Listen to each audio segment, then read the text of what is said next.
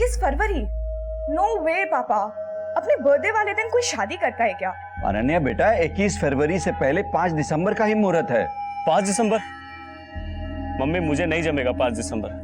और मैंने आपसे पहले भी बोला था ना, मुझे फरवरी से पहले शादी नहीं करनी है। अभिषेक बेटा, 5 दिसंबर और 21 फरवरी के अलावा और कोई मुहूर्त ही नहीं है इस सीजन में। 21 फरवरी को अनन्या शादी नहीं करना चाहती और 5 दिसंबर को तुम। तो मम्मी आप अनन्या को समझाओ ना। अनन्या बेटा, अभिषेक की बचपन से हर जीत पूरी की है मैंने, लेकिन अब मैं बहू का साथ दूंगा। थैंक्स पापा, अब ना आप बस अभिषेक को समझा दीजिएगा। 5 दिसंबर परफेक्ट डेट है। मम्मी आप बिना सोचे समझे 21 फरवरी के कार्ड छपवा दो। शादी तो 21 फरवरी को ही होगी। जी मम्मी, हाँ ठीक है जी। 21 फरवरी? हाँ हाँ मतलब क्या? अरे तुम्हारी माँ से बात हो गई है मेरी। तो अरे सर मैडम, हम लोग एक काम करते हैं ना, टॉस कर लेते हैं। जो टॉस जीतेगा वो शादी की डेट फाइनल कर लेगा। टॉस वॉस कुछ नहीं, 5 दिसंबर डन है। हाँ तो मुझे भी कोई टॉस वॉस नहीं करना है, और अगर तुम्हें मुझसे शादी करनी है ना तो 21 फरवरी को होगी, वरना तुम। हाँ मत कर, छोड़ना, क्या फर्क पड़ता है वैसे भी। अनन्या यार, अब तू मुझे हर्ट कर रही है। और जो तू मुझे हर्ट कर रहा है उसका क्या अभिषेक?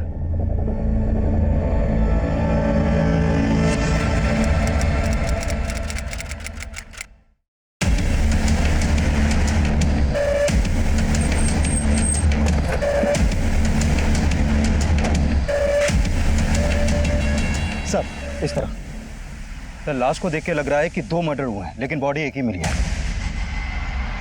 मतलब इधर आइए सर, पीछे हटिए। सर किसी लड़की का है और धड़ किसी बुजुर्ग आदमी का।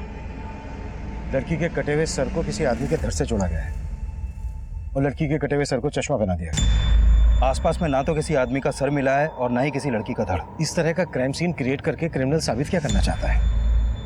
चश्मा निकालो। जच रहा है नहीं यहाँ पे बात? हाँ, चश्मा तो बढ़िया है। कितने का है? एक लेंगे तो 200 रुपए, और अगर 2 लेंगे तो 300 रुपए। आप एक काम कीजिए, आप अंकल के लिए भी ले लीजिए, फिर आपको फायदा हो जाएगा 100 रुपए का।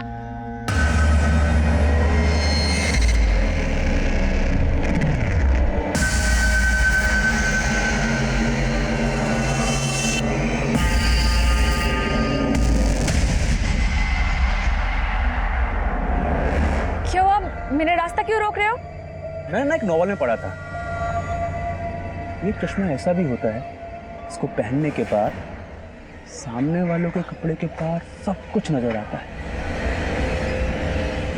तेरे पास है चश्मा ऐसा?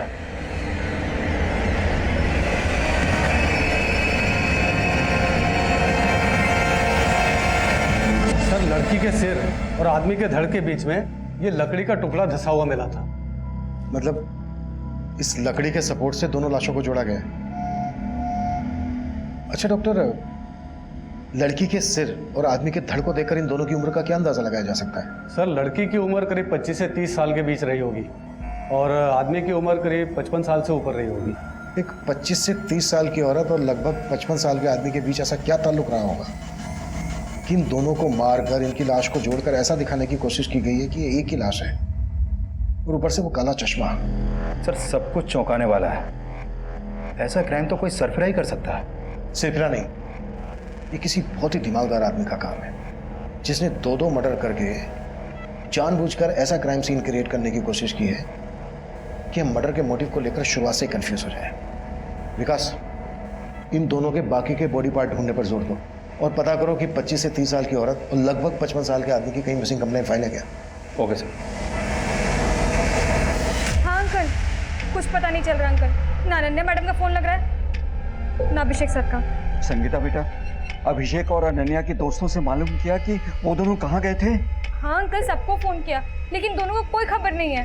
अब अंकल वो अनन्या मैडम की मम्मी का फोन आ रहा है पीछे से, वो भी बहुत परेशान है। मैं आपको फोन करती हूँ 2 मिनट में। ठीक है बेटा।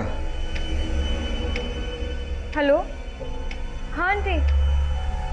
आंटी आप परेशान मत होइए, मैं अनन्या मैडम के बारे में पता करके बताती हूँ आपको। और अभिषेक, उसका कुछ पता चला क्या? नहीं, मेरा मतलब है अभिषेक सर और अनन्या मैडम दोनों के बारे में पता करके बताती हूँ, आप बस परेशान मत होइए। हाँ हाँ आंटी, आंटी मैं ना आपको पता करके बताती हूँ, हाँ बाद में फोन करती हूँ। ये अभिषेक भैया का नारियल पानी है। सर, सोनीपत के सेक्टर 7 के पुलिस स्टेशन में एक कपल की मिसिंग कंप्लेंट दर्ज हुई है। ये कपल सेक्टर 7 में ही रहता था। सर, लड़की का फोटो उस सर से मैच करता है जो हमें उस बुजुर्ग आदमी के धड़ के साथ मिला था।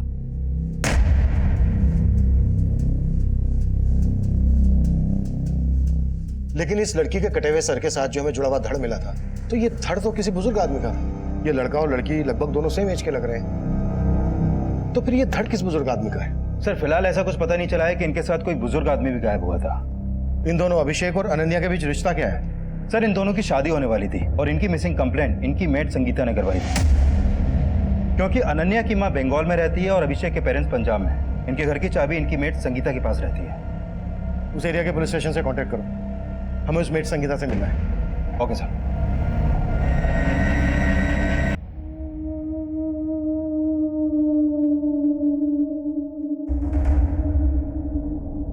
शर्मीन, बेटा मैंने तुझको पहले भी समझाया था बेटा, अब भी बोल रहा हूँ कि ये घर घर जाकर चश्मे बेचना बंद कर दे।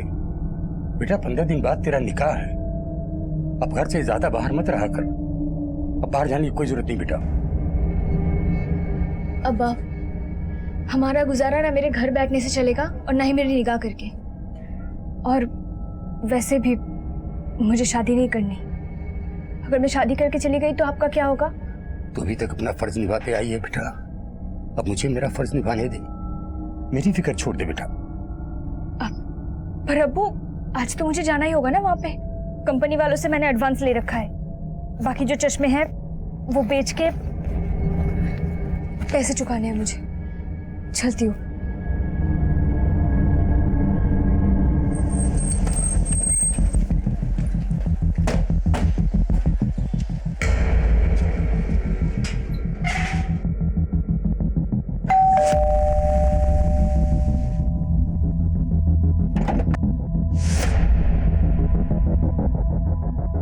हमें अनन्या का कटा हुआ सर मिला है।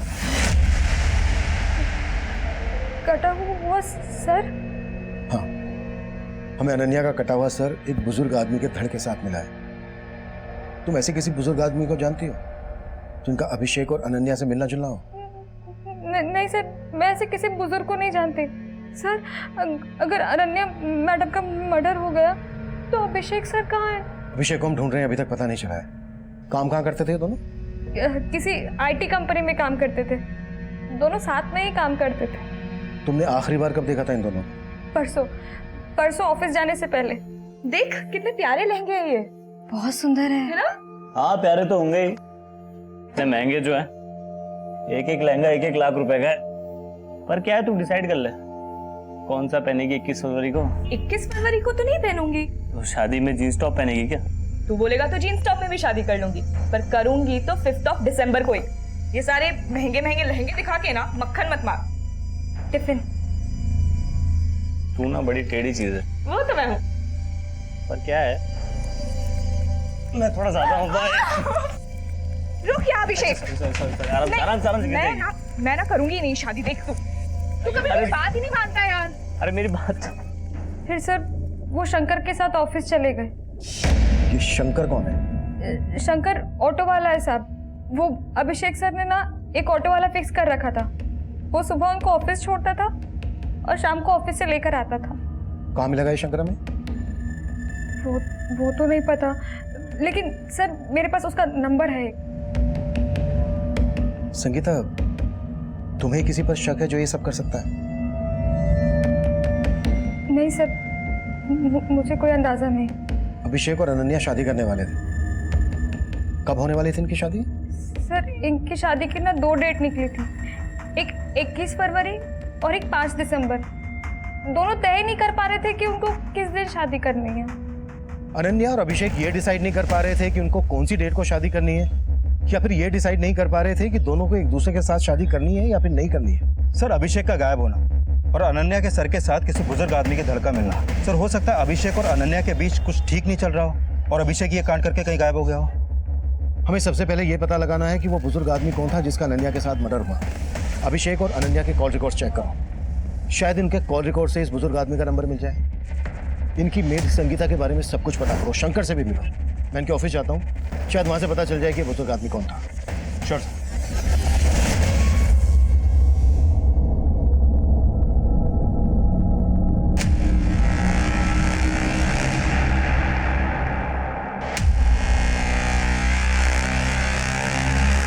क्या चाहिए तुम लोगों को? चश्मा।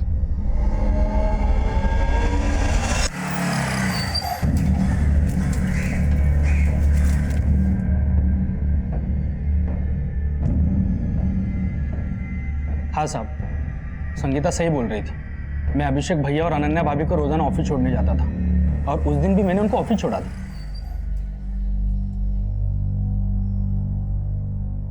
चलो भैया, टाइम पे आ जाना। हाँ भैया। लेकिन उस दिन तू उन्हें घर नहीं लाया था, कहाँ लेकर गया था उन्हें? साहब मैं कहीं नहीं लेके गया था। मैं जब उन्हें ऑफिस लेने गया तो अनन्या भाभी उनके एक दोस्त साहिल के साथ ऑफिस के बाहर आई थी। साहब उन्होंने अभिषेक भैया के बारे में कुछ नहीं कहा और साहिल के साथ चली गई। ये साहिल कौन है? वो अभिषेक भैया के ऑफिस में काम करते हैं। साहब फिर अगले दिन मैं उन्हें ऑफिस ले जाने के लिए घर पे गया। ये अभिषेक भैया का नारियल पानी है। भैया और भाभी रेडी ऑफिस के लिए या टाइम लगेगा? वो दोनों तो कल रात से घर ही नहीं आए हैं। और तब मुझे पता चला कि वो दोनों गायब हैं। गायब सिर्फ अभिषेक है, अनन्या का कटा हुआ सर मिला है। क्या? वो भी एक बुजुर्ग आदमी के धड़ के साथ। तू उन्हें रोज ऑफिस के लिए पिकअप और ड्रॉप देता था, उन्हें भैया भाभी कहकर बुलाता था। कोई दूर दूर का रिश्ता था क्या तेरा उनसे? साहब हमारे बीच कोई रिश्ता तो नहीं है, लेकिन अभिषेक भैया बहुत अच्छे इंसान हैं। हमेशा दूसरों की मदद करने में आगे रहते हैं। साहब उन्होंने हमेशा मेरी मदद की है। वो मुझ जैसे रिक्शा वाले को क्या, हर किसी को आदर सम्मान देते हैं। तो तू किसी ऐसे बुजुर्ग आदमी को जानता है जैसे तेरे अभिषेक भैया सम्मान देते थे? नहीं साहब, मैं किसी ऐसे बुजुर्ग को नहीं जानता हूँ।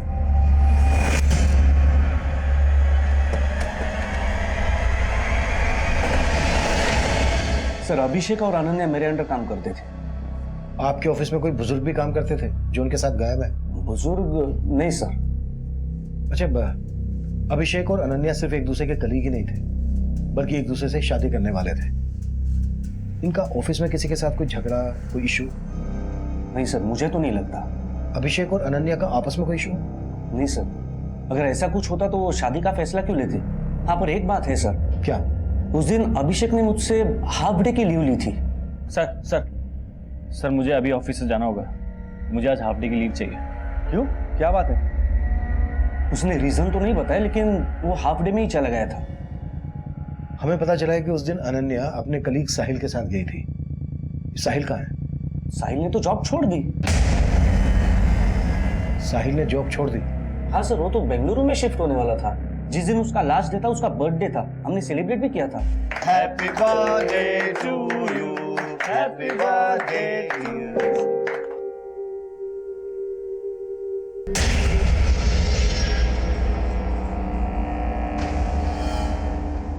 सर अभिषेक उस दिन काफी अपसेट था, लेकिन अनन्या काफी खुश लग रही थी। अभिषेक अपसेट क्यों था? साहिल की वजह से। बर्थडे पार्टी के बाद भी अनन्या और अभिषेक साहिल को लेकर ही बात कर रहे थे। अनन्या, मुझे कुछ नहीं सुनना साहिल के बारे में। अभिषेक, साहिल हमेशा के लिए बेंगलुरु जा रहा है, और वो सिर्फ मुझे ही नहीं, ऑफिस के बाद तुम्हें भी अपने घर बुला रहा है। देखो ना, मैं उसके घर जा रहा हूँ और ना तुम जाओगे, समझ गए? क्या हो भाई, आप लोगों ने शादी की न्यूज़ तो दे दी, लेकिन अभी तक इनविटेशन कार्ड नहीं दिया। तुम्हारे कहने का मतलब यह है कि अनन्या और अभिषेक के बीच जो अनबन थी वो साहिल की वजह से थी। तो क्या साहिल और अनन्या के बीच ऐसा कुछ था? सर अभिषेक, अनन्या और साहिल तीनों अच्छे दोस्त थे। इवन हमें तो लगता था कि अनन्या का साहिल से अफेयर है, लेकिन अभिषेक ने जब शादी वाली बात कही तो हम सब हैरान हो गए। लेकिन साहिल इस बात पर अपसेट था। सर साहिल, जब तुम कह चुके थे कि हमारे बीच में कुछ नहीं हो सकता है, सब खत्म हो गया है, तो अब अगर मैं अभिषेक से शादी कर रही हूँ तो तुम्हें क्या प्रॉब्लम हो रही है? अनन्या, तुम अभिषेक को जानती नहीं हो। मुझे अब भी तुम्हारी फिक्र है। अभी तो तुम्हें अभिषेक बहुत अच्छा लग रहा है, लेकिन बाद में तुम पछताने वाली हो। पछताओगी मतलब? उसके कान बनने से अपने डिसीजन बदल देगी? देख, समझा रहा हूँ तेरे को, हमारे बीच आने की कोशिश मत करना। अब मैं क्या कर लेगा बताओ तुझे। एक minute guys, please calm down. Sir तब तो बहुत गर्मा गर्मी थी अभिषेक और साहिल के बीच में, लेकिन साहिल बाद में उनका दोस्त बन गया था।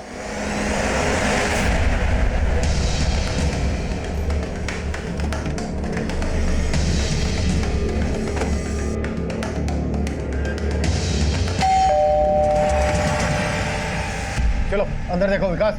सर आप क्या कर रहे हैं सर? तुझे अच्छे से पता है हम यहाँ क्यों आए हैं। अनन्या को क्यों मारा तूने? मैंने कुछ नहीं किया सर। तू आखिरी बार अनन्या के साथ देखा गया था? हाँ सर, ये बात सही है कि मैं अनन्या को यहाँ लेकर आया था, क्योंकि नेक्स्ट वीक मैं बेंगलुरु शिफ्ट हो रहा था, तो मैं एक पार्टी देना चाहता था, इसलिए मैंने अभिषेक और अनन्या दोनों को इन्वाइट किया था। अभिषेक के साथ तूने एक बुजुर्ग को भी इन्वाइट किया था। उस बुजुर्ग के धड़ के साथ हमें अनन्या का कटा हुआ सन मिला है। अब ये बोल अभिषेक को कहाँ गायब करके रखा है तुमने? पर सर अभिषेक तो यहाँ आए नहीं थे सर। सर उससे मैं लास्ट वीक ऑफिस में ही मिला था और हम यहाँ अभिषेक की वेट करते रहे। छोड़ो ना, अगर वो नहीं आना चाहता तो उसे फोर्स मत करो। पर फोन तो पिक करे यार, पता नहीं क्या हो गया है उसको। इसे इनसिक्योरिटी कहते हैं, इसलिए वो जलता है मुझसे। हम दोनों के बीच में जो भी था वो आज खत्म हो चुका है, लेकिन इस बात पर वो ट्रस्ट ही नहीं करना चाहता। शक करता है तुम पे, कल को और शक करेगा। और तुम मुझसे शादी करना चाहती हो। शादी का फैसला सोचकर करना। हेलो सर, एक मिनट।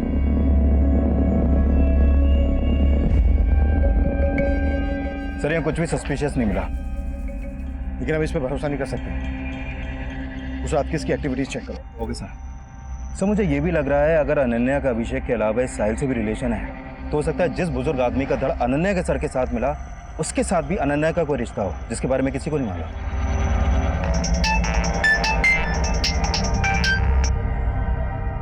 हाँ सोलंकी,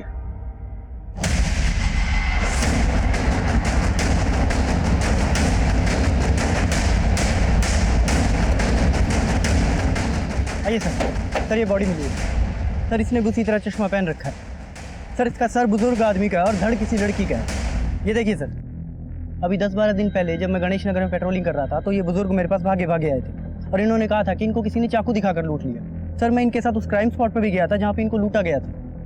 सर उस टाइम मुझे ये बुजुर्ग थोड़े अजीब लगे। मतलब अजीब क्या था इनमें? सर इनको अपने पर्स और चेन से ज्यादा अपने चश्मे की फिक्र थी। चश्मे की फिक्र? देखिए मुझे घड़ी चैन वगैरह कुछ अगर नहीं मिले तो चलेगा, लेकिन वो चश्मा मुझे मिलना चाहिए। सर उस टाइम ये थोड़े घबराए हुए लग रहे थे तो मैं इनको इनके घर छोड़ा है। ये मेरा बेटा है। क्या हुआ जी? वो किसी ने इनको चाकू दिखा के लूट लिया। क्या? किसने लूट लिया? वो हम लोग पता लगा लेंगे। फिलहाल आप इनको अंदर लेके जाइए, बहुत घबराए हुए हैं। और आप थाने आइए, रिपोर्ट लिखवा के जाइए। सर फिर वो लोग रिपोर्ट लिखवाने आए नहीं। सोलंकी कोई रिपोर्ट लिखवाने नहीं आया तो तुमने अपनी तरफ से पता नहीं किया? वो सर मैं उस टाइम किसी और केस में बिजी था तो दिमाग से निकल गया। लेकिन सर इनका नाम और नंबर मैंने ले लिया था। ये गणेश नगर में रहते हैं सर। इनका नाम विजेंद्र है। सर ये गणेश नगर तो अपने एरिया में आता है। अगर वो धड़ विजेंद्र जी का है जो हमें 3 दिन पहले अनन्या के सर के साथ मिला, इसका मतलब इनकी मौत 3 दिन पहले ही हो गई थी। तो फिर विजेंद्र जी के घर वालों ने इनकी मिसिंग कंप्लेंट क्यों नहीं दर्ज करवाई? और ये सोलंकी बोल रहा है कि इन्हें अपने पैसे, चैन, इन सबसे ज्यादा अपने चश्मे की फिक्र थी। चश्मे की फिक्र? और दोनों क्राइम सीन पर हमें चश्मे मिले। Sir excuse me sir. Hello, ठीक है सर, अभिषेक और अनन्या के पेरेंट्स सोनीपत आ गए हैं। विकास, तुम अनन्या और अभिषेक के पेरेंट्स और बाकी सबसे पता करो कि इन बुजुर्ग का अभिषेक और अनन्या से क्या कनेक्शन हो सकता है। मैं सोलंकी के साथ इनके घर जाता हूँ और वहां से इनका एक प्रॉपर फोटो भेजता हूँ तुम्हें। श्योर साहब।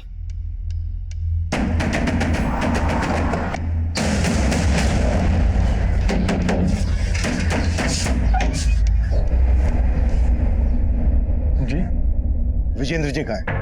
सर वो पापा तो हरिद्वार गए हुए हैं। हरिद्वार नहीं गए, मर्डर हो गया उनका। क्या?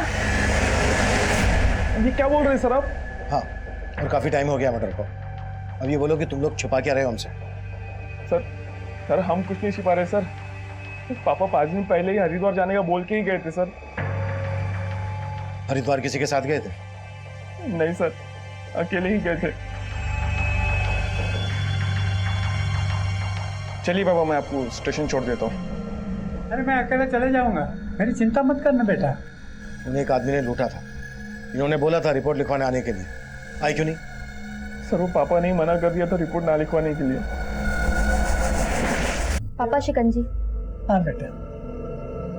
पापा आप आराम कीजिए, मैं थाने जाके रिपोर्ट लिखवा के आता हूँ।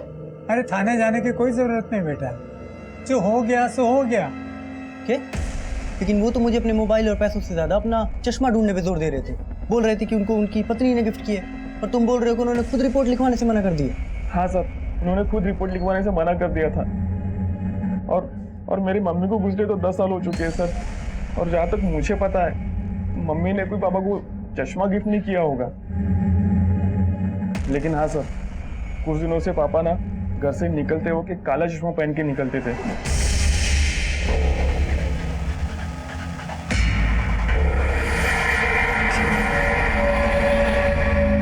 विजेंद्र जी की लाश हमें 2 लड़कियों के साथ मिली। अभी जिस लड़की के साथ लाश मिली उनकी, उस लड़की के धड़ के साथ उनका सर जुड़ा हुआ था। लेकिन इससे पहले जिस लड़की के साथ हमें उनकी लाश मिली, उस लड़की के सर के साथ विजेंद्र जी का धड़ जुड़ा हुआ था। और वो लड़की ये है, और इसका नाम है अनन्या। जानते हैं उसको? नहीं सर, मैं तो इसे नहीं जानता। ये विजेंद्र थे। इन्हीं के बॉडी पार्ट्स को अनन्या के बॉडी पार्ट से जोड़ा गया था। आप लोग जानते हैं ना? नहीं सर, मैं तो नहीं जानता, और हम तो यहाँ रहते भी नहीं। तुम जानते हो? नहीं सर, कभी विजेंद्र का नाम उनके मुंह से भी नहीं सुना, और ना ही इनके साथ कभी उनको देखा है। मुझे आपसे अकेले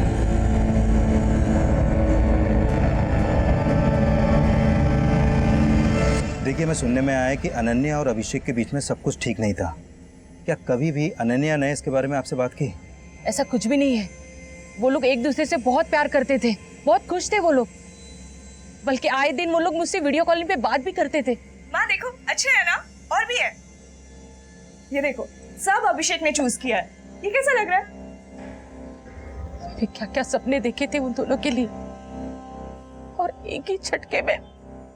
लेकिन 21 फरवरी से प्रॉब्लम क्या थी अनन्या को, जो वो शादी नहीं करना चाहती थी? 21 फरवरी को अनन्या का बर्थडे है।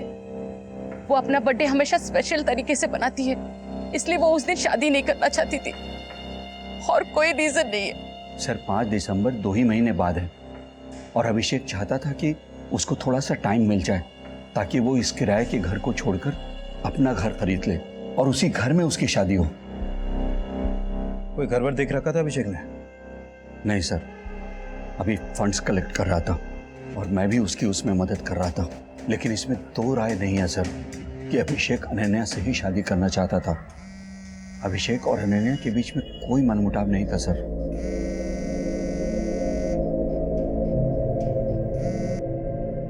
हेलो, हाँ, अभी सब कुछ कंट्रोल में है यहाँ पे, लेकिन यहाँ पे फिर से आने की कोई गलती मत करना, वरना तुम भी फंसोगे और मैं भी फंसूंगी।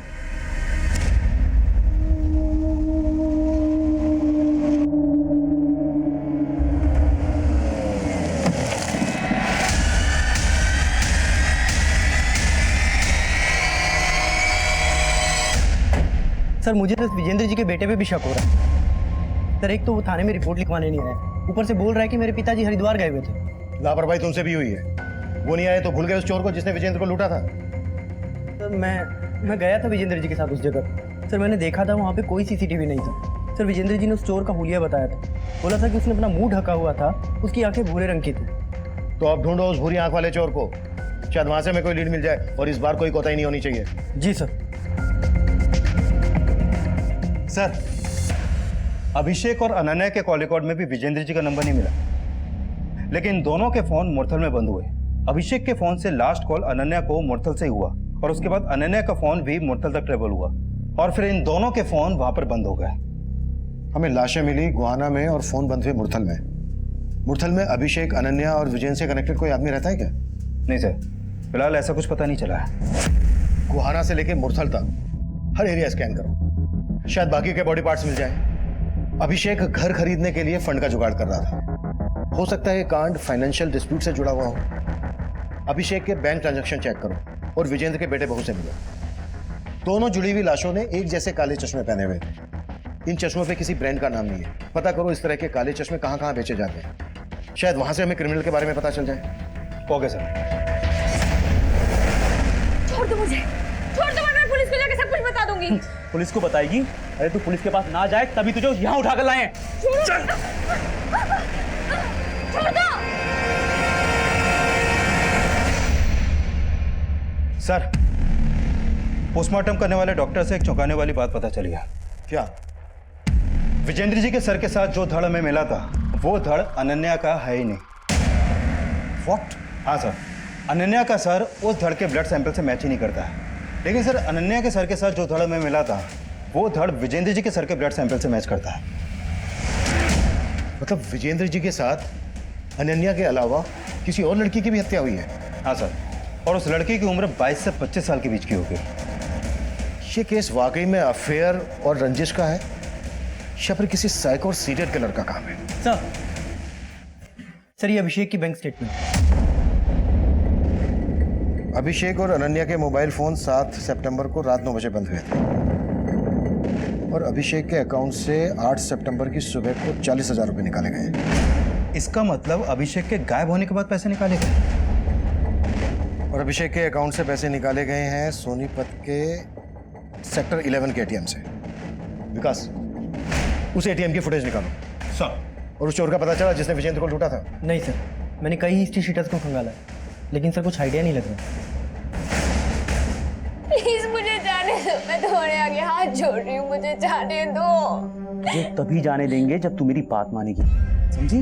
जैसा मैं बोलूंगा वैसा ही करेगी। चल।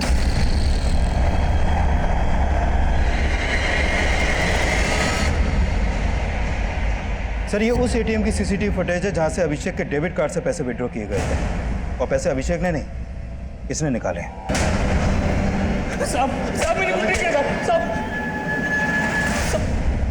बोल, क्या कांड किया तूने और कौन कौन लोग शामिल हैं तेरे साथ? साहब मैंने कोई कांड नहीं किया, खुद अभिषेक भैया ने मुझे डेबिट कार्ड दिया था पैसे निकालने के लिए। हाँ बस। यार तूने वो फाइल दिया था क्या? हाँ बस हो ही गया, कंप्लीट था। हाँ भैया मैं आपसे बोला था ना मुझे 30,000 रुपए की जरूरत थी, तो कुछ हो जाता तो। अरे हाँ एक मिनट, 40,000 निकाल लेना, 10,000 मुझे चाहिए। साहब वो कार्ड उन्होंने मुझे उनके गायब होने के 2 दिन पहले दिया था। बेवकूफ समझ रहा है हमें, कहानी बना रहा है। साहब मैं कोई कहानी नहीं बना रहा, अभिषेक भैया ने खुद मुझे कार्ड दिया था और एक्स्ट्रा 10,000 रुपए निकालने के लिए कहा था। वो तब से लेके अभी तक जेब में लेके घूम रहा हूँ, लेकिन वो अचानक से गायब हो गए। तो वो जहाँ गायब है तू जानता है? साहब मैं नहीं जानता हूँ। अभिषेक सर अपना कार्ड शंकर को क्यों देंगे? सर ये शंकर जरूर झूठ बोल रहा है। हाँ सर, आप पता कीजिए उसने अभिषेक के साथ क्या किया। सर अनन्या को तो हम खो ही चुके, कम से कम अभिषेक को। तुम्हारे पापा को 2 जवान लड़कियों के साथ जोड़ रही है पुलिस। उनके रहते तो बदनामी का डर था ही, उनके जाने के बाद भी कोई कम बदनामी नहीं हो रही है। सच में ये पापा ऊपर जाने के बाद में भी हमें चैन से जीने नहीं दे रहे। मैं तुमसे कह रही थी पुलिस को जाकर खबर कराओ कि पापा हरिद्वार के नाम से निकले और फिर गायब हो गए हैं। अब भुगतो पुलिस को ना बताने का नतीजा। ये पुलिस वाले हमें चैन से जीने नहीं देंगे। सर मुझे लगता है शंकर सच बोल रहा है, क्योंकि मैंने चेक किया अभिषेक के गायब होने से पहले भी शंकर ने उसके अकाउंट से कई बार पैसे विड्रॉ किए। लेकिन अभिषेक की मेड संगीता तो शंकर पर शक जता रही है।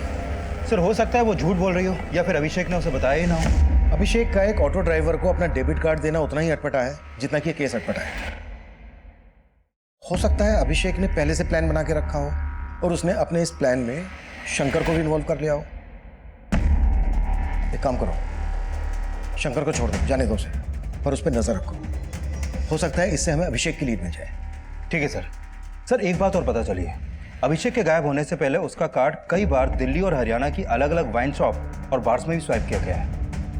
जिन जिन बार में भी अभिषेक का डेबिट कार्ड स्वाइप हुआ है वहां पर अभिषेक के बारे में पता करो और अनन्या के बैंक अकाउंट भी चेक करो, शायद यहां से हमें कोई लीड मिल जाए। Sure sir.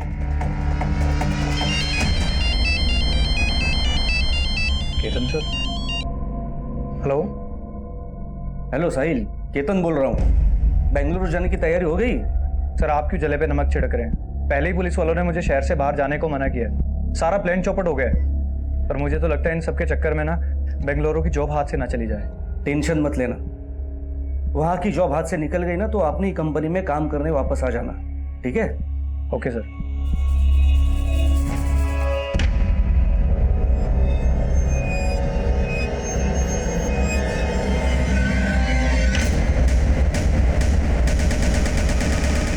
सर विजेंद्र जी के कॉल रिकॉर्ड में एक नंबर मिला है, ये नंबर इस गुलशन सोडी नाम के आदमी का है। सर विजेंद्र जी गुलशन सोडी को लगातार कॉल कर रहे थे और पता चला है कि गुलशन सोडी मैच मेकर है लड़कियों और लड़कियों का रिश्ता करवा के उनकी जोड़ियां बनाता है। हो सकता है अनन्या और उस दूसरी लड़की का इस गुलशन से कोई कनेक्शन हो, जिनके बॉडी पार्ट्स हमें विजयन जी के बॉडी पार्ट से जुड़े मिले थे। हो सकता है सर जब उन लाशों पे मिले चश्मों के बारे में मैं पता लगा रहा था तो मुझे एक बात और मालूम चली है। सर एक R3 ग्लासेस नाम की कंपनी है जो इस तरह के चश्मे और घरेलू प्रोडक्ट्स बनाती है। सर उनकी एक सेल्स गर्ल है, शर्मिन नाम है सर इसका। सर ये डोर टू डोर जाके चश्मे बेचती है सर, लेकिन कुछ दिनों से गायब है। रहती कहाँ है शर्मिन?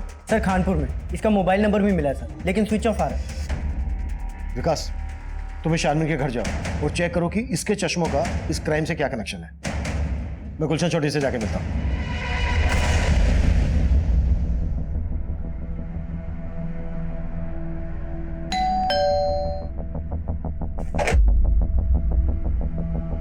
जी गुलशन चौधरी।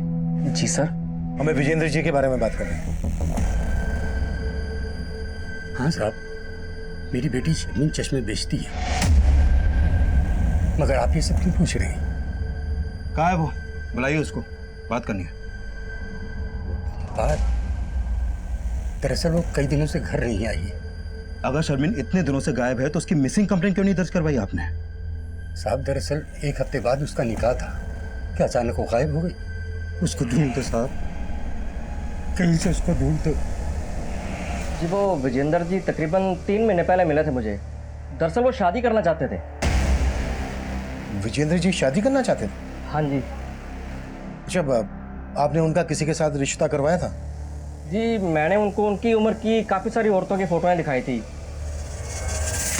ये देखिए सर, ये सारी औरतें आपकी तरह सेकंड इनिंग की शुरुआत करना चाहती हैं। Second inning? नहीं नहीं नहीं नहीं नहीं, मैं ऐसे औरत से शादी करना चाहता हूँ जिसकी अभी तक शादी हुई ना हो। पर उनकी मांग जानकर मैं तो खुद परेशान हो गया। फिर मैंने उनको बताया कि जैसे कोई ऐसा रिश्ता आएगा तो फिर मैं आपको इन्फॉर्म कर दूंगा। हमें उनकी लाश 2 जवान लड़कियों के साथ मिली है। लाश? हाँ, और उनमें से एक लड़की ये थी। इसका नाम है अनन्या, आप जानते हैं इसको? जी नहीं, मैं नहीं जानता इसको। किसी दूसरी जवान लड़की के साथ रिश्ते की बात करवाई थी इनकी? सर जी कोई पला जवान लड़की इतने बुजुर्ग आदमी के साथ शादी क्यों करेगी? अच्छा, विजेंद्र जी शादी करना चाहते थे, ये बात उनके घर वालों को मालूम थी? नहीं जी, मुझे तो विजेंद्र जी अकेले मिलने आते थे। ये शर्मिन नाम की लड़की भी शादी करना चाहती थी, आप जानते हैं इसको? नहीं सर, मैं नहीं जानता। सर पापा इस उम्र में शादी क्यों करेंगे? जरूर आपको कोई गलत इन्फॉर्मेशन मिली है सर। तुम्हारे पापा गुलशन सोडी नाम के मैच मेकर से मिल रहे थे लगातार। ये गुलशन ही तुम्हारे पापा के लिए रिश्ते ढूंढ रहा था। ये सब झूठ है सर। पापा तो मम्मी से बहुत प्यार करते थे सर। देखो, अगर हमसे कुछ भी छुपा रहे हो तो सच बोल दो, वरना तुम्हें बहुत परेशानी होगी। हम आपसे कुछ नहीं छुपा रहे सर। जरूर है मेरे पापा को बदनाम करने की चाल है। वो गुलशन आपसे झूठ बोल रहा होगा सर।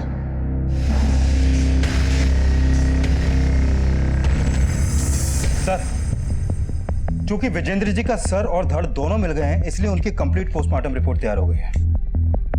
इस रिपोर्ट के मुताबिक विजेंद्र जी को मारने से पहले उनको कोई नशीली चीज खिलाई गई थी। मतलब विजेंद्र जी का गला नशे की हालत में काटा गया? नहीं सर, ऐसा नहीं है। विजेंद्र जी को पहले नशा देकर बेहोश किया गया, फिर उनका गला घोटा गया जिससे उनकी सांसें रुक गई, और फिर विजेंद्र जी की मौत होने के बाद उनका गला काटा गया। सर, अगर विजेंद्र जी वाकई में शादी करना चाहते थे तो ये रिवर्स ऑनर किलिंग का भी तो एंगल हो सकता है। तुम्हारे कहने का मतलब यह है कि विजेंद्र जी के बेटे और बहू को इनका शादी करना शान के खिलाफ लगा? हो सकता है सर, और विजेंद्र जी की बीवी आने से उनके बेटे बहू का उनकी जायदाद पे हक भी कम हो जाता। ये केस इतना अटपटा है कि समझ में नहीं आ रहा है कि इसमें कोई पर्सनल एंगल है या फिर कोई बहुत बड़ा गेम है।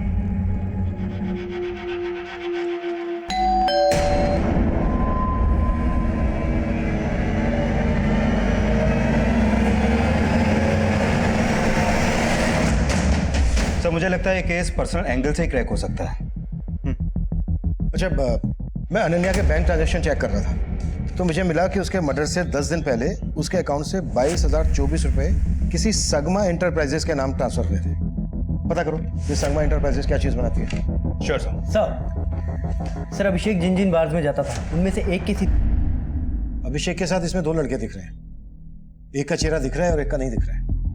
सर दूसरे लड़के के बारे में हमें शंकर से पता चल जाएगा।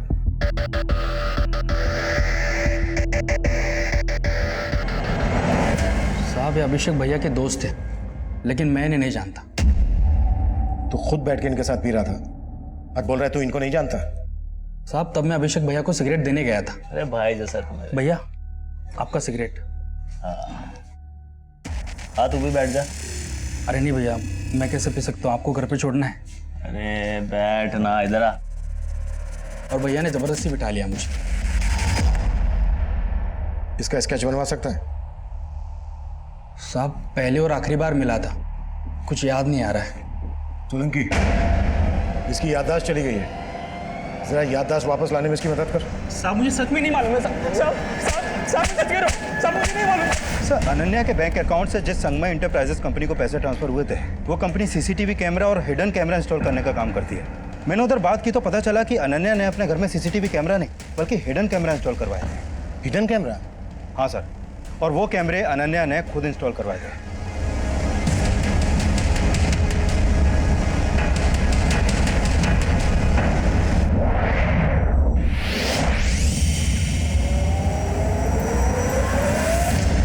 सर मुझे लग रहा है अनन्या ने वो कैमरे इसलिए इंस्टॉल करवाए क्योंकि उसे अभिषेक पे शक था कि वो उसकी एब्सेंस में किसी और लड़की को घर पे लाता होगा। अभिषेक के घर जाकर वो हिडन कैमरास चेक करते हैं, उससे ये भी क्लियर हो जाएगा कि अनन्या ने वो कैमरास क्यों लगवाए थे। एक काम करो, जिसने वो कैमरा लगाए थे उसको वहीं बुला लो। Okay sir. विद्या जी, हम लोगों को पंजाब जाना बहुत ज़रूरी है और हम लोग चाहते हैं कि आप भी हमारे साथ चलें। नहीं, आप लोग अभिषेक के बिना पंजाब जा सकते हैं, लेकिन जब तक मेरी बेटी के लाश के बाकी हिस्से नहीं मिल जाते मैं कहीं नहीं जाऊंगी।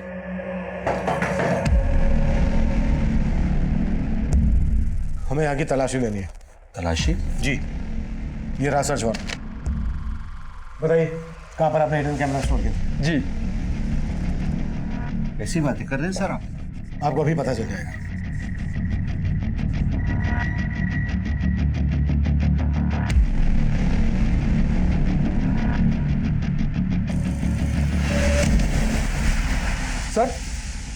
सर हमने जो कैमराज लगाए थे वो गायब है।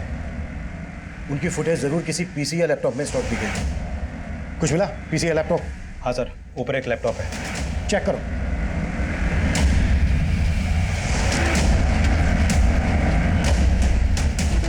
सर इसमें कोई फुटेज नहीं है। जब मुझे ये नहीं पता कि कैमरा लगवाया किसने, तो ये कैसे पता होगा कि किसने निकलवाया सर? तुम यहाँ पर अनन्या के आने के पहले से ही काम कर रही थी, है ना? जी सर। क्या अभिषेक पहले यहाँ पर किसी लड़की के साथ? नहीं सर, अभिषेक सर वैसे नहीं थे जैसा आप सोच रहे हैं। हो सकता है संगीता भी शंकर की तरह अभिषेक की वफादारी कर रही हो। लेकिन सर शंकर तो कुछ उगल ही नहीं रहा और संगीता के खिलाफ भी अभी तक कुछ नहीं मिला है। सर अभिषेक के साथ जो ये लड़का बार में बैठा है, इसका मोबाइल नंबर हमें इस शमीन के कॉल रिकॉर्ड में मिला है। व्हाट? जी सर सत्यम नाम है इसका मोबाइल नंबर भी कई दिनों से बंद आ रहा है।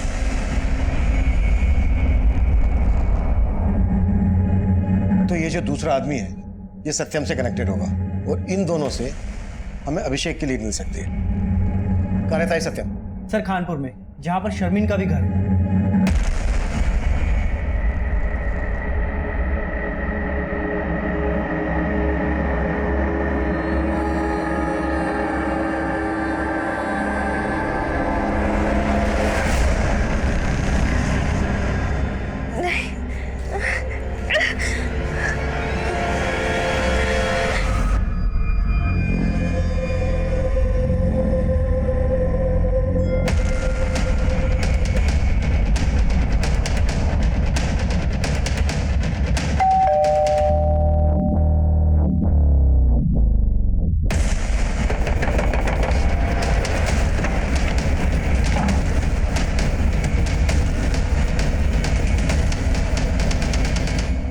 सर फेस पर, इसके हाथों पर, बॉडी पर कई जगह चोटों के निशान है। ऐसा लग रहा है जैसे इसको मार पड़ी हो। लेकिन दरवाजा अंदर से लॉक था। इसने वाकई में सुसाइड किया है? और ये फांसी की रस्सी कुछ अजीब नहीं लग रही? सर जी, ये राजू है, सत्यम का पड़ोसी।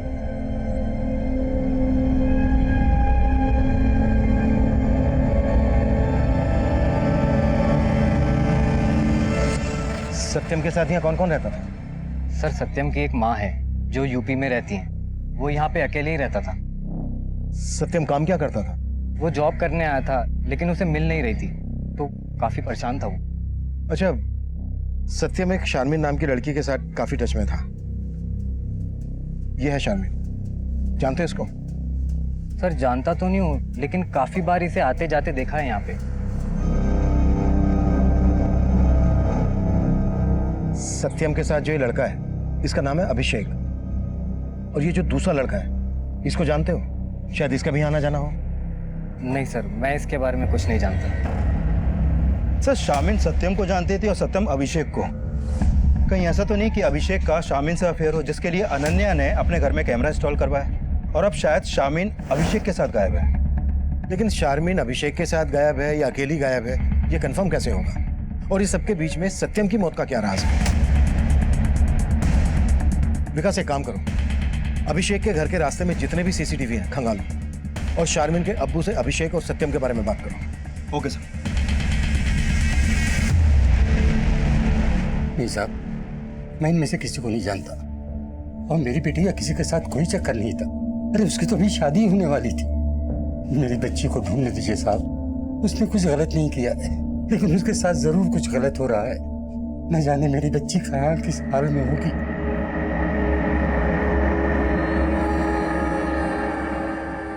शारमीन तब हमारे लिए पहेली बनी हुई थी।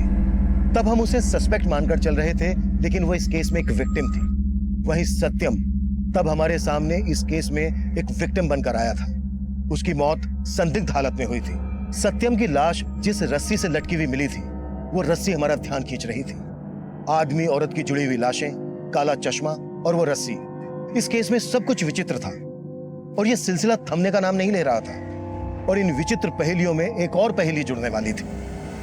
सर अभी तक हम मान रहे थे कि 3 मर्डर हुए हैं और हमें अनन्या के धड़ और एक लड़की के सर की तलाश थी, लेकिन यहाँ पर तो लड़की के सर के साथ साथ एक और लड़के का धड़ मिला। ये देखिए सर। चश्मा निकालो। 4 मर्डर हो गए, वो भी इस ढंग से। विकास, हमें जल्द से जल्द कुछ करना होगा, नहीं तो ऊपर जवाब देना मुश्किल हो जाएगा। सर अनन्या के अलावा लड़की का सर तो मिला है। हो सकता है ये सर उसी लड़की का हो जिसका धड़ में मिला था, जिससे उसकी पहचान हो जाए। धड़ किसी जवान आदमी का लग रहा है। हाँ सोलंकी। सर, अभिषेक के घर के पास वाले सीसीटीवी में मुझे शर्मीन या कोई और लड़की तो नहीं दिखाई दी है, लेकिन हाँ सर, एक लड़का दिखाई दे रहा है जो मुझे सस्पिशियस लग रहा है। ये देखिए सर, ये रास्ता अभिषेक के घर की तरफ जाता है और अभिषेक और अनन्या के गायब होने के पहले ये लड़का लगभग रोजाना अभिषेक के घर की तरफ जाता था और कई घंटों बाद लौटता था।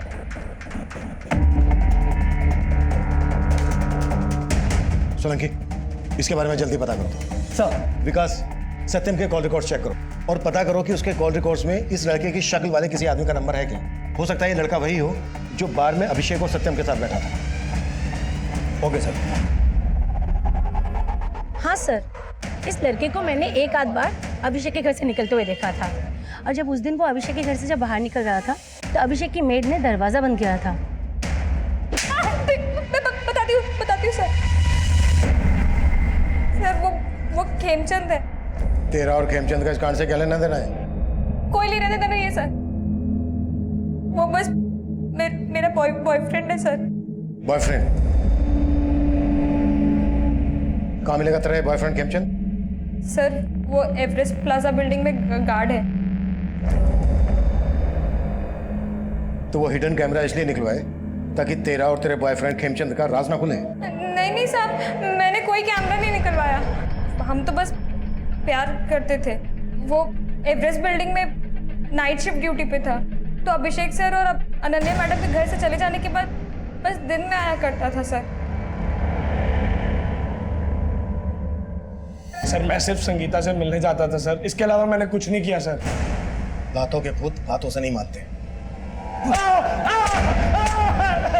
सर, सत्यम के कॉल रिकॉर्ड में खेमचंद का नंबर तो नहीं मिला, लेकिन इस तंजील और शादाब के नंबर मिले हैं। कौन ये तंजील और शादाब?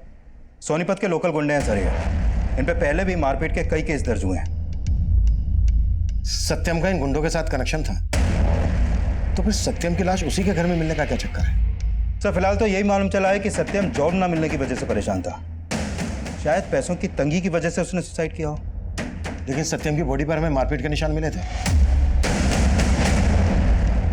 विकास, शादाब और तंजील को उठा के लेकर आओ। हो सकता है बार में अभिषेक और सत्यम के साथ जो वो दूसरा लड़का है वो इन दोनों में से कोई है। Okay sir.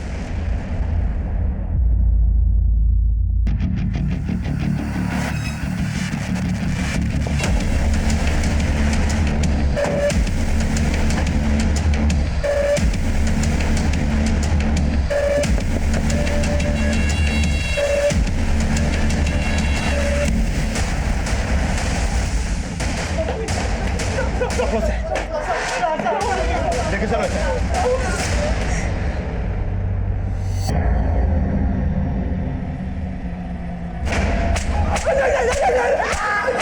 सोलंके,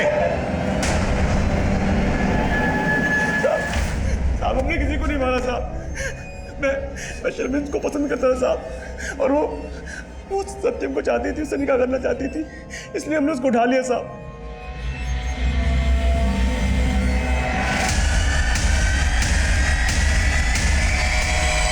इधर हमने शर्मिन को उठाया और उधर सत्यम की कुटाई की। साले, हमारे धर्म की लड़की के साथ निकाह करेगा तू?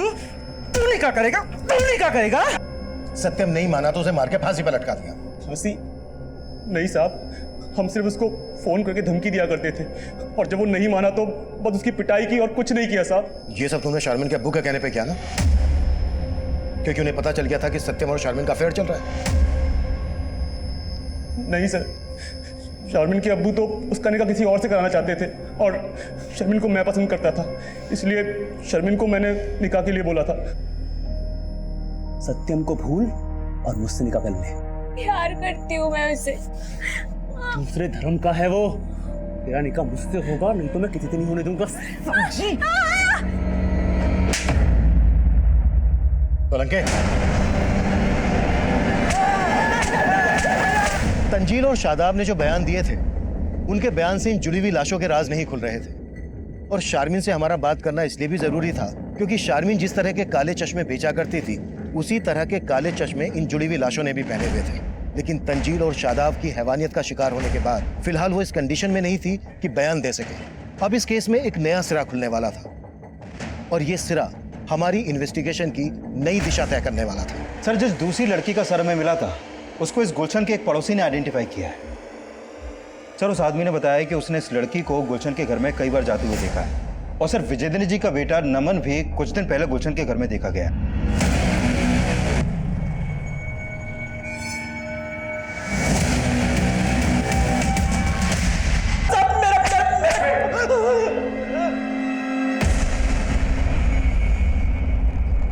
विजेंद्र के साथ जिस लड़की की लाश मिली, वो लड़के कौन थे? जी वो मेरी भतीजी स्वीटी थी। दरअसल विजेंद्र उससे शादी करना चाहता था, और विजेंद्र की ख्वाहिशें देखकर मैंने एक प्लान बना लिया। क्योंकि विजेंद्र के नाम काफ़ी जमीन जायदाद थी, तो मैंने सोचा कि स्वीटी की उससे शादी करवा दूंगा, और विजेंद्र जब अपनी मौत मरेगा तो सारा कुछ उसके नाम हो जाएगा। इसलिए स्वीटी को सोनीपत बुलाकर मैंने ये जाल बुन दिया।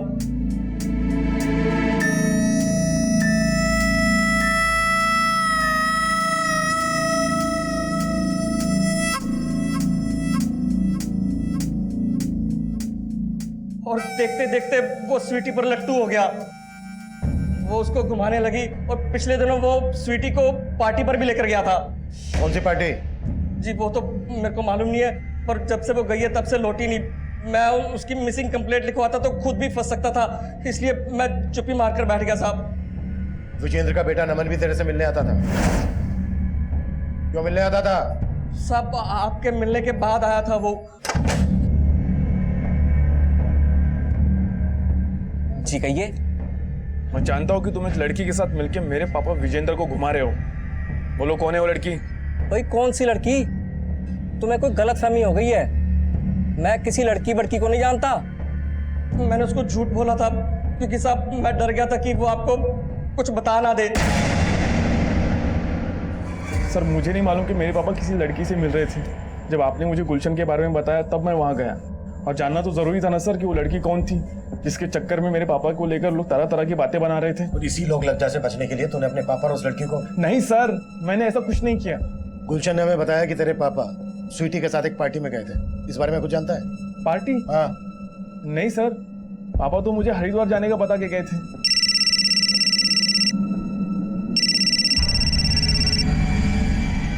हाँ सोलंकी।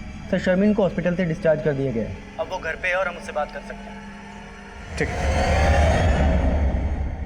मैंने अब्बू को ये नहीं बताया था कि मैं सत्यम से प्यार करती थी, क्योंकि वो अलग धर्म का था ना। और मुझे ये नहीं पता था कि तंजील और शादाब मिलके मेरे साथ ऐसा करेंगे। और मुझे लगता है सत्यम की मौत के पीछे वही लोग जिम्मेदार हैं। शर्मिन, जिस तरह के चश्मे तुम बेचती हो उसी तरह के चश्मे उन जुड़ी हुई लाशों ने पहने हुए थे। अब हमसे कुछ भी छिपाए बिना सब कुछ सच सच बता दो। अनन्या, विजेंद्र जी और स्वीटी, इनमें से किसी को जानती हो? विजेंद्र जी और स्वीटी को तो मैं जानती हूँ।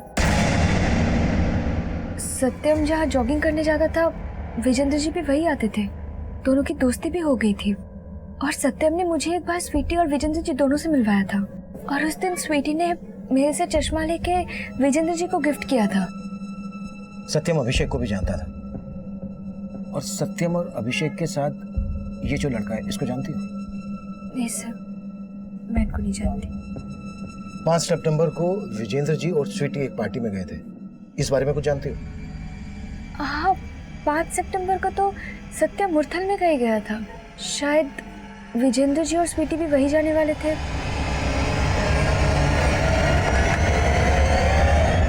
सर, अनन्या और अभिषेक का फोन भी मुरथल में ही बंद हुआ था। और विजेंद्र जी, स्वीटी और सत्यम भी मुरथल ही गए थे। शायद वो पार्टी मुरथल में ही हो। लेकिन गुआना में लगभग 15-15 किलोमीटर की दूरी पर हमें सबकी लाशें मिली। और मुरथल में सब क्यों और किस वजह से इकट्ठा हुए? सर, हो सकता है अभिषेक ने इन सबको वहां पर इकट्ठा किया हो। पर किस मकसद से? और ऐसी भी क्या पार्टी हुई जिसमें सबके सब मारे गए और सबकी लाशों को जोड़कर उन्हें काले चश्मे पहना दिए गए? सत्यम ने सुसाइड कर लिया, वो भी इस अनोखी सी दिखने वाली रस्सी से लटक कर। और सर, अभी तक हमें यह भी नहीं पता चल पाया है कि स्वीटी के सर के साथ जो धड़ हमें मिला था वो किस लड़के का था। हमें कैसे भी करके उस लड़के का सर और अनन्या के धड़ का पता करना है। गुहाना से लेकर मुरथल तक पूरा एरिया स्कैन करो और पता करो ये सब के सब कौन सी जगह पर मिले थे। Okay sir.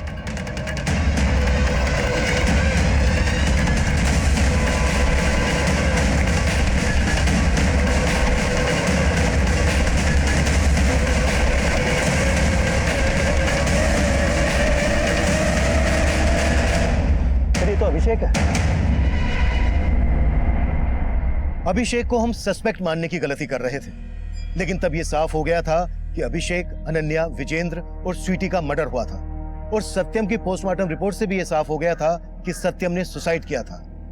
बाकी के विक्टिम्स की पोस्टमार्टम रिपोर्ट और फोरेंसिक रिपोर्ट इस केस में नए राज खोलने वाली थी। अभिषेक, अनन्या, विजेंद्र जी और स्वीटी, इन सबकी पोस्टमार्टम रिपोर्ट के मुताबिक इन सबको मारने से पहले बेहोशी की दवा दी गई और फिर इनका गला घोटा गया, जिनसे इनकी मौत हो गई। और मौत होने के बाद ही इनका गला काटा गया। और सर, इस रिपोर्ट में यह भी सामने आया है कि 5 सितंबर को लगभग एक ही टाइम पर इन सबको मारा गया। और सर, सत्यम की मौत का भी इन सबके मर्डर से कनेक्शन है। ऐसा भी क्या कनेक्शन है जो इतना कॉन्फिडेंट हो? सर, अभिषेक का सर और अनन्या के धड़ को जिस लकड़ी के सपोर्ट से जोड़ा गया था, उस लकड़ी पर एक धागे का टुकड़ा मिला है। सर, वो धागे का टुकड़ा उसी रस्सी का है जिस रस्सी से लटक कर सत्यम ने अपनी जान दी थी। इस अनोखी रस्सी का इस केस से तगड़ा कनेक्शन है। विकास, पता करो कि इस तरह की रस्सी कहां कहां मिलती है। I am very much sure वहां से इस केस की लीड जरूर मिलेगी। Okay sir.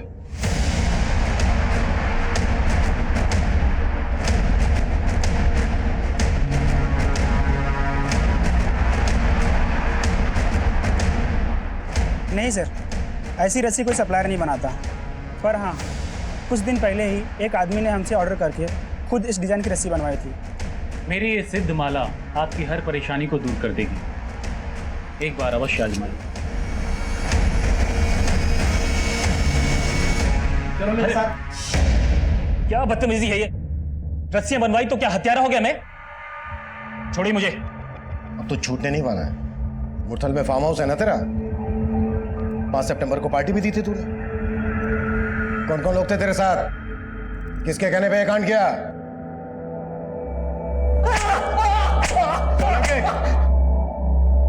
बताता साहब, सिर्फ सत्यम ही नहीं, मैं भी तंगी से बहुत परेशान था। मेरे घर पे प्रेग्नेंट बीवी थी और गांव में सत्यम की बूढ़ी माँ। साहब हमें जॉब नहीं मिल रहा था। हताश होकर एक दिन हम एक बार में गए। वहाँ हमारी मुलाकात अभिषेक से हुई। वो अक्सर उस बार में आता था। बहुत ही जिंदा दिल आदमी था साहब वो। जब हमने अपनी तकलीफों के बारे में उसे बताया तो वो बोला, देखो तुम दोनों फिक्र मत करो, मेरे अच्छे कॉन्टेक्ट से मैं तुम दोनों की जॉब लगवा दूंगा। सिर्फ कुछ ही मुलाकातों में अभिषेक ने सिर्फ अपने बारे में ही नहीं, अपने बीवी अनन्या के बारे में भी सब कुछ बता दिया था। उसने पैसों से भी हमारी काफ़ी मदद की थी साहब। जगह जगह जॉब इंटरव्यूज के लिए भेजा, लेकिन हमारी किस्मत खराब थी साहब, कुछ काम ही नहीं मिला हमको। फिर हमें लगा हमारा ग्रह नक्षत्र खराब है। फिर हम एक बाबा के पास गए। तंत्र शास्त्र में कुछ भी असंभव नहीं है, कुछ भी। मैंने वर्षों तंत्र विज्ञान के एक नुस्खे पे काम किया है, और उस नुस्खे से मैं तुम्हें एक ऐसी चीज दे सकता हूं जिसे अपने पास रखने से तुम्हें नागमणि रखने से भी ज्यादा लाभ होगा। सर बस मुझे नौकरी और मेरा प्यार शर्मिन मिल जाए, उसके लिए मैं कोई भी उपाय करने के लिए तैयार हूँ। हाँ ये सच है। मैंने ही राजू और सत्यम से कह के 2 सच्चे प्यार करने वाले जोड़ों को वहां बुलवाया था। सर मैं अभिषेक को जानता था, मालूम था कि वो अनन्या से सच्चा प्यार करता है। वहीं सत्यम की पहचान विजेंद्र अंकल से थी, वो भी किसी जवान लड़की के प्यार में पागल थे। फिर उस रात हमने उन लोगों को झूठ बोला कि हमारी जॉब लग गई है और पार्टी के लिए उन्हें मुरथल बुला लिया। बाबा ने हमको बोला था कि उस रस्सी से चारों का गला घोट के मारना है, इसलिए सबसे पहले हमने उनकी कोल्ड ड्रिंक में नशे की दवा मिला दी थी और फिर उन्हें पिला दी।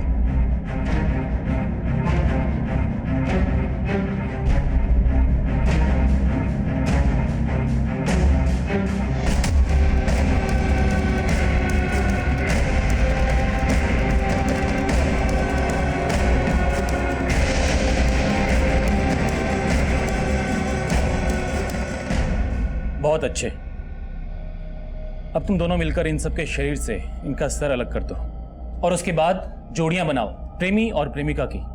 प्रेमिका का सर उसकी प्रेमिका के शरीर से लगाओ और प्रेमिका का शरीर उसकी प्रेमी के सर से, और उसके बाद तुम अपनी प्रेमिका की कोई प्यारी निशानी इन सब के ऊपर रखो। वो शर्मिन चश्मे बेचती है, मैं ना 4 काले चश्मे लाया हूँ, अगर आप कहें तो पहना दूं मैं। हाँ ये उचित रहेगा। और उसके बाद इन सब के शरीर को उत्तर दक्षिण पूरब पश्चिम चारों दिशाओं में अलग अलग स्थान पे फेंक के आओ। मैं तब तक इस यज्ञ की रस्सी को पवित्र करता हूं।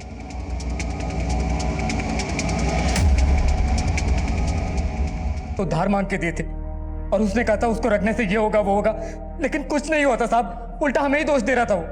मेरी साधना में कोई कमी नहीं थी। पहले तो मुझे लगा था शायद उनके प्रेम में कोई त्रुटि थी, उनका प्यार सच्चा था ही नहीं, शायद इसलिए मेरी रस्सी का असर नहीं दिखा।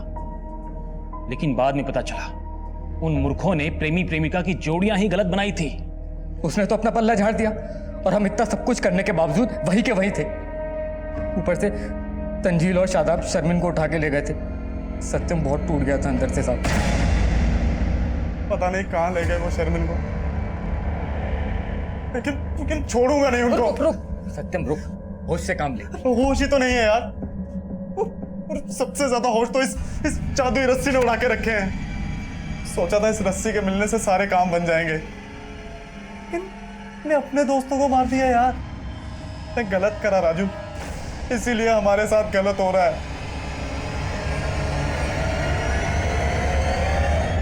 हम दोनों बहुत शर्मिंदा थे साहब, लेकिन मुझे नहीं पता था कि सत्यम जब आप उसके घर पर आए तब पता चला कि उसने सुसाइड कर लिया। अब ये सब कुछ सर्वेश बाबा की वजह से हुआ है। अब हम आपको अपनी प्रतिभा दिखाएंगे और फर्स्ट एक्सपेरिमेंट, लोगों को मार के उनके साथ एक्सपेरिमेंट करता है। इतना कुट्टो इसको, इतना कुट्टो कि इसकी सारी प्रतिभा निकल जाए।